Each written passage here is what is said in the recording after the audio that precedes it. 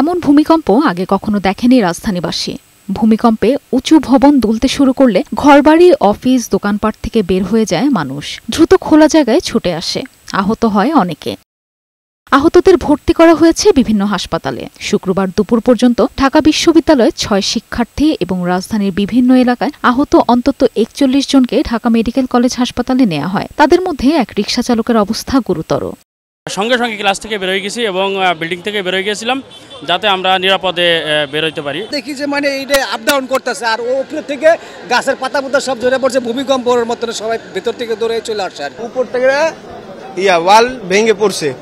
আপনার প্যান্ডেল ছিল তো, প্যান্ডেল বাস ছিল, বাস ভেঙে মনে হয় 3 জনের মাথার উপরে ইটটা পড়ছে। পড়ানোর পর 3 জন লগে লগে পড়ে গেল। আহতদের চিকিৎসার খোঁজ নিতে ঢাকা মেডিকেল কলেজ হাসপাতালে ছুটে যান স্বাস্থ্য ও পরিবার কল্যাণ উপদেষ্টা নূরজাহান বেগম। বলেন, আহতদের সর্বোচ্চ চিকিৎসা নিশ্চিত করছে সরকার। প্যানিকের কারণে অনেক ইনজুর্ড হয়েছে।